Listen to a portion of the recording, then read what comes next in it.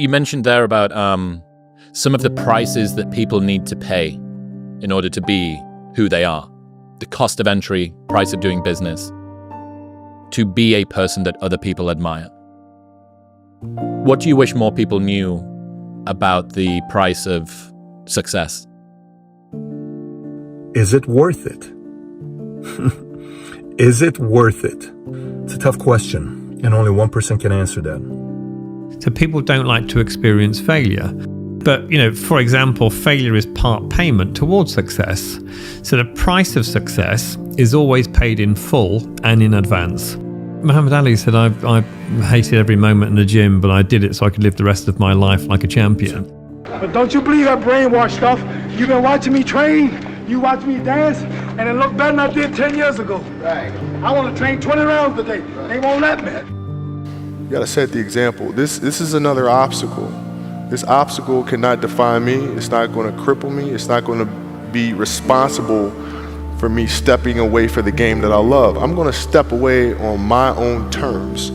And that's when the decision was made that, you know what, I'm doing it. I'm doing it. How much time did you have for yourself on Saturday and Sunday that was not working every minute? Tell me the truth. A lot. I know. So that's the punchline. You spent more downtime on not your career this weekend than I did in my entire 20s combined. When you're watching TV or you're, going out for dinner on a date and you go to a movie, I'm not doing that. No weekends, no evenings really. Luckily for me, I like what I do. So people always ask me, they say, why is it that you're working out so hard? 5 hours a day, 6 hours a day, and you have always a smile on your face. The others are working out just as hard as you do, and they look sour in the face. Why is that? And I told people all the time, I said, because to me, I'm shooting for a goal. Every single set that I do, every repetition, every weight that I lift will get me a step closer to turn this goal into reality. No matter how much I bleed on my elbows or my knees, I saw that vision of the perfect scene, and it was an important scene, and I would do it over and over again until we got it. I was sacrificing everything. I put everything into that business. I sacrificed my social life. I sacrificed my leisure in a way that almost nobody believes me, except a couple of people that knew me then. Nobody can believe the hyperbole that comes out of my mouth, which I'm okay with, I understand, but I gave up everything. I wish I could back off, but it's fourth quarter. I wish I could tell you something else. I wish I could tell you tired, go take a break. I wish I could tell you tired, rest for a year. I wish I could tell you that it's gonna get easier. I wish I could tell you it's gonna get easier. I wish I could tell you that if you just keep going, it's gonna get lighter. The weight is gonna get light. I wish I could tell you that, but that's not the truth. The truth is you gotta find something within. You gotta find something within, and that's gotta push you, and that's gotta elevate you, and that's gotta drive you, and that's gotta move you. And when you find out what your why is, you don't hit snooze no more. When you find your why, you find a way to make it happen.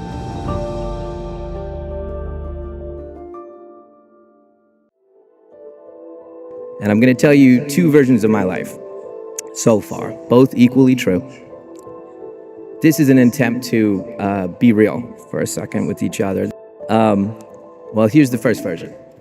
Went to NYU Film School on 2 scholarships, graduated in a little over 3 years, made my first film at 21, making me one of the youngest professional filmmakers in history, sold an original script in one of the biggest bidding wars of the time, and then went on to be a writer on 3 films that went on to be the 3 biggest films of that year for 3 studios.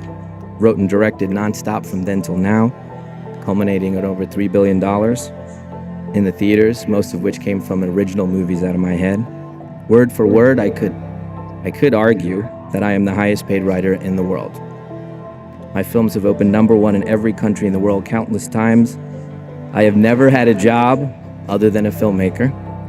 I walk into a room with other filmmakers, and the word I hear most often is honor. It's an honor to meet you. And they say, you are an icon. So now here's the second version. of my career. Made a film at 21. It was pulled from one theater in 2 weeks. Made a second film that was pulled from a handful of theaters in a couple weeks. 2-time failure at 24. Living in my parents' guest room with my new wife. Sold a script to Fox and was immediately fired by them as the director. Make a few hit films in a row. Then make a film that Newsweek calls the worst film of the year. I make children's films that get roasted and fail. Have a press screening of a film that I love. And in the middle of the press screening, a person stands up and says, "This film sucks." Find myself questioning myself, every thought that comes out of my head. The world of my industry has decided I have no worth. I am a cautionary tale, a person who got lucky for a time, but revealed himself to be a sham. I do not believe in myself. How do we explain these two versions of a life? I was incredibly powerful at every step of the way, and I didn't see it. I am here to put forth the theory that every one of you is insanely powerful and don't know it. The first rule of success is to have a vision. You see, if you don't have a vision of where you go, and if you don't have a goal where you go, you drift around and you never end up anywhere. I mean, as you know, I was born in 1947 in Austria after the Second World War. And I didn't really like Austria when I grew up. I couldn't wait to get out of there. I couldn't see myself becoming a farmer or a worker in a factory or anything like that.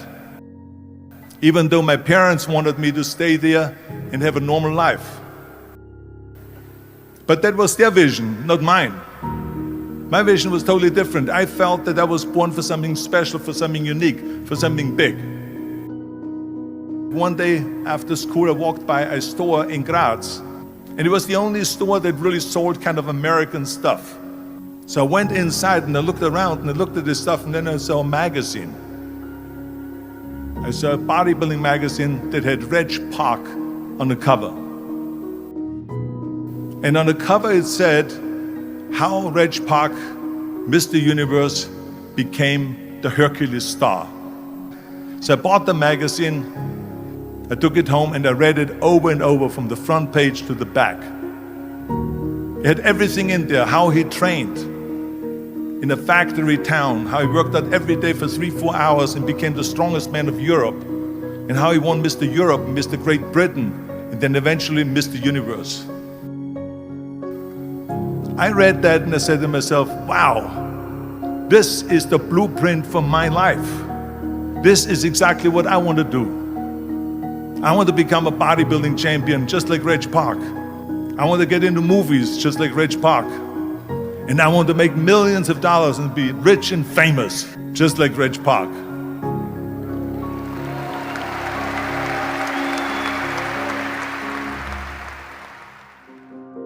"74% hate their job in America."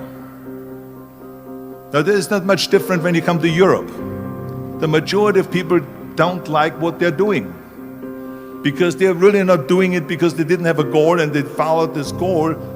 They just aimlessly drift around, and then all of a sudden there's a job opening, so they get that job because you have to work. But then when you work, it's a chore. It's work. It's not fun. That is unbelievable if you think about it. So I felt so blessed that I knew what I was doing. Were you surprised when your dad said that to you? Yeah. When you were going to take a pivot in life trajectory? I was fully stabilizing in that moment. As I said, I called Tuesday night, 7 o'clock. He'll have had a beer. He's already had dinner. Not Monday, because that's the first day of the work week. He'll be a little more stressed. When I unload this, that I don't want to go to law school, I want to go to film school. And I really thought he was going to go, "You want to do what?" Again, the family I grew up in, the idea of me thinking that the idea of going into film, very Saturday idea, a hobby idea, not a job. And when I shared it with him, the pause that he took, another bead of sweat started on my back of my neck before he goes, "Well, don't half-ass it." Now, I will say this, though. I do know now The way that I asked him is part of the reason he gave me that answer. I really wasn't asking him.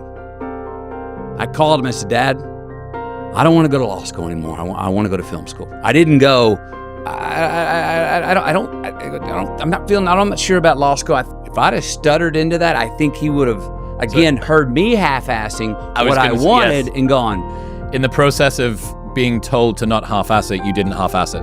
The way I asked. He asked, and he heard my own conviction to do it. Look, when he said don't half-ass it, he wasn't only giving me permission, he was giving me a responsibility. He was going, I knew I had his word with me in my future decisions. I was making them for more than myself. I wanted to fail less because I didn't want to embarrass him. And that was extra motivation, extra strength, extra courage, extra sobriety, extra well, let's find out. Go for it, man. I said, I'm going to tell you a story about my dad. He says, yeah, what's that? I said, when I first had my son, Patrick Tico, he was 6 months old or something like that. And I went to my dad, I said, Dad, when I was living in Iran with you, you would travel, you would work 6 days out of the week. And you would leave 5 a.m. in the morning and you'd come home at 8:30 and you expected us to be in bed by 8 o'clock because your standards, so we wouldn't see you but Fridays. I said, and on Sundays, you were an early bird. You'd wake us up at 6, we'd go to Park Shahan Shahi.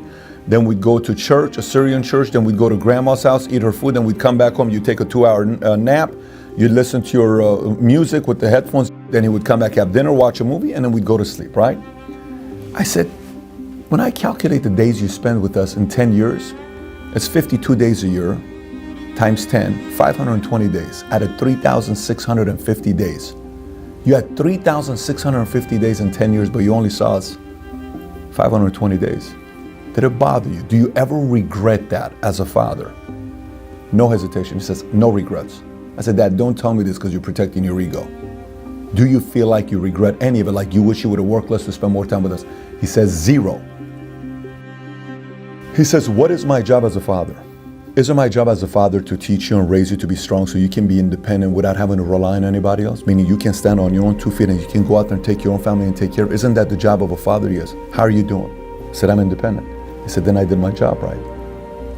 He says, I don't regret any of it. He says, I enjoyed every minute I had with you guys. I had so much fun with you and Paulette. I said, that's very good to hear because as a man now that I'm getting through the next phase, I like hearing that from my own father. But I said, I want to say something to you as well. He says, what's that? I said, I'm 33 sitting here thinking about this with you, and I also don't have any regrets that you weren't there. Everybody in Iran, you're working. I said, I saw other dads that weren't workers. And sometimes they didn't have money and they were going through challenges. My daddy worked his ass off to provide.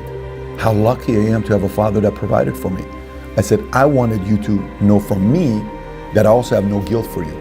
You're the best thing that ever happened to me as a father. I love you and I appreciate your example. You know why I didn't feel guilty? He says, what?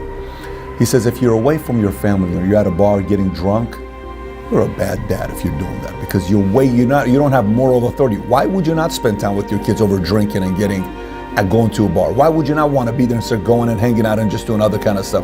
Why wouldn't you want to spend more time with your kids, right? He said, but if you're away from your kids, you better make it count and you better win. That is the only way they'll forgive you. If you use that time to win. This is why Kobe's kids loved him. This is why Michael's kids, this is why anybody that lives and performs at the highest level, at least the kids sit there and say, even though daddy was away, even though mommy was away, at least he or she used that time wisely to win. Then when there's experiences, you remind them, look where we are. This is because mommy and daddy worked very hard. So as an entrepreneur, executive driven person, at one point, you're gonna hit that wall where that guilt's gonna be felt. And anybody and everybody can give you advice. I can tell you what to do, but at the end of the day, you have to make that decision yourself. I made my choice to go after my vision because long term, I'd like to be able to set up a position where these kids are in business with me in many, many different ways. They don't have to do the same thing, all three of them, but I'd like long term for our family to be closer simply because the decisions daddy's making today.